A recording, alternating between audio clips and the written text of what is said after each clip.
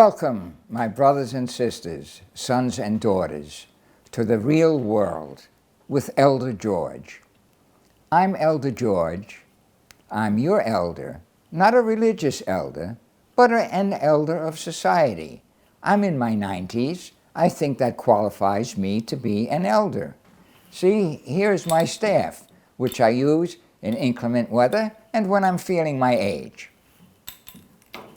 Now, I have a message to share with you today, and that message is, in order to have a happy, healthy, harmonious human environment, it requires spiritual awareness, gender understanding, and family focus. Our society does not emphasize any of those three things, and we're paying a price, as we will see. Now, today, I will share with you a few of the issues affecting society, and I'll deal with them in future podcasts and videos. I'm also going to throw in a little bit about elders, because they're not respected in this society.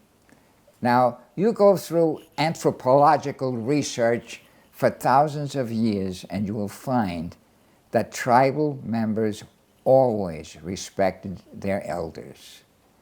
It was a natural thing to do. The elders were the people who came before you and survived, and they want to explain to you how they did it. It's a logical thing to speak to your elders. Now, going back into Jewish history, in the book of Leviticus, 1932, Moses gives the command, "Stand up before the gray hair and honor the face of the old man before you and fear the Lord your God." That's it. Respect your elders. It's Chinese and Korean tradition to respect the elders. That's considered the highest form of social respect, development. Amongst the Native Americans, if there was any issue that was important to discuss with the tribe, it was discussed with the meeting of the elders. And what was the requirement to be an elder? That you be old. Age plus experience equals wisdom. And after the meeting of the elders, their recommendations were given to the tribe, and the tribe decided what to do.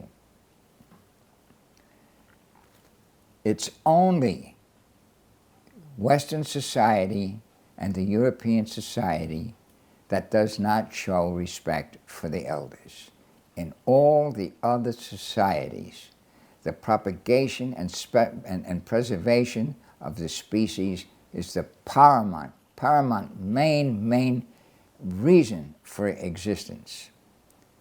Marriage was the most important decision made in the tribe, who you would marry.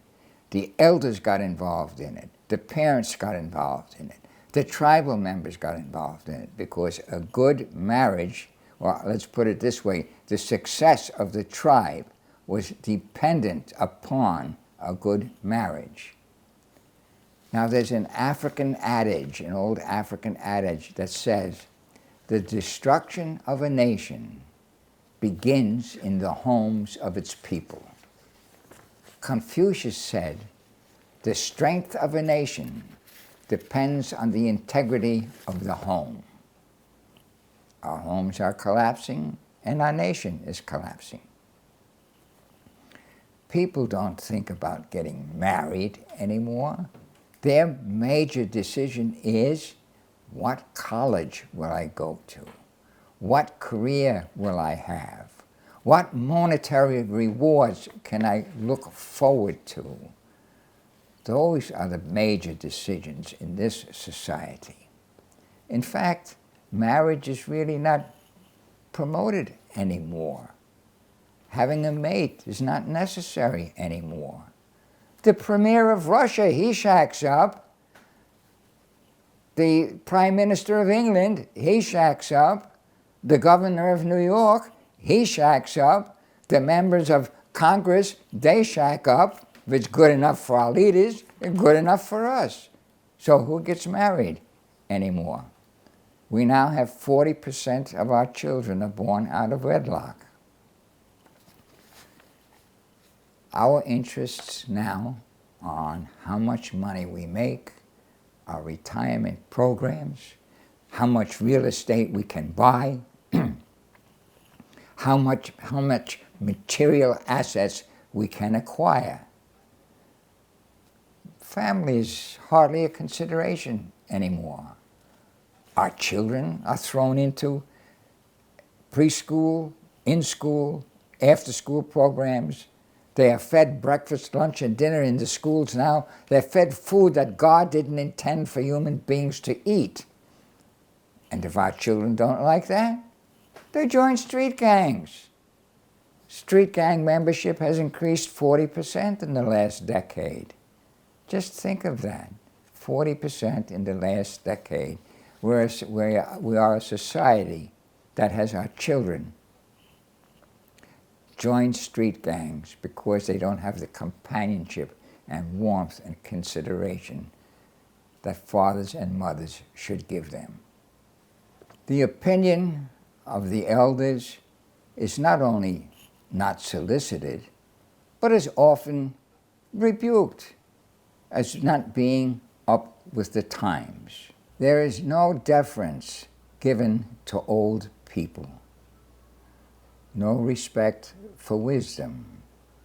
This is a democracy. One man, one vote. Wisdom does not appear on the ballot. Where do ethics come from? How do we know right from wrong? Moral from immoral? The government now has laws, legal and illegal. But what is legal might be immoral, and what is illegal might be moral. Large corporations now have personnel manuals the size of tomes that spell out proper conduct in the office, proper attitudes, proper behavior, proper this, proper that. Everything is rules and regulations. No longer do we have right and wrong. We have become jackasses and she-asses on the treadmill of production.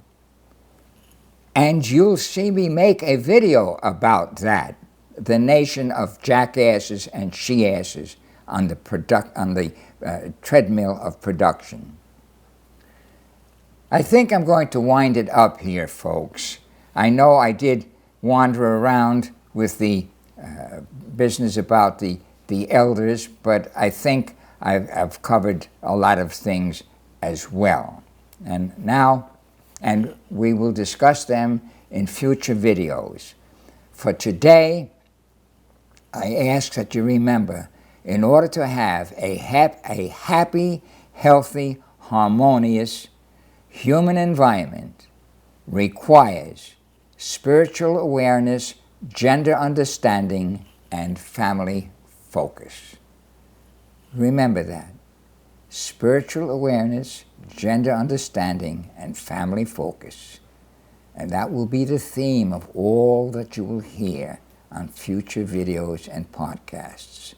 Now, to supplement what you heard today, I'm going to ask you to go to my website, www.mensaction.net, and under the About Us tab, you will find an essay index.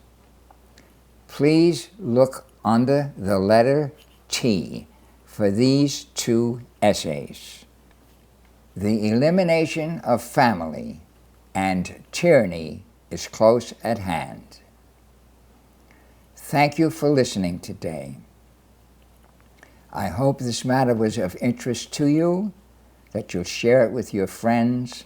I'll be making many more videos and podcasts. Thank you. Working together, we will survive. Dear viewer, an important part of my message is an explanation of gender, the principle of gender, and it is elaborated on in my two books, A Gender Handbook for Western Man and Dear Brothers and Sisters, Gender and Its Responsibility. The first book, Dear Brothers and Sisters, Gender and Its Responsibility, discusses the many facets of gender and points out that it is a universal principle. The second book, A Gender Handbook for Western Man, is not really a handbook, but I explained gender in more technical terms, which I thought would be better appreciated by the Western mind. Both of these books are readily available from Amazon and Barnes & Nobles. I recommend that you get a copy of each and familiarize yourself with the principle of gender, which is being ignored in society today, and we are paying a price. Thank you.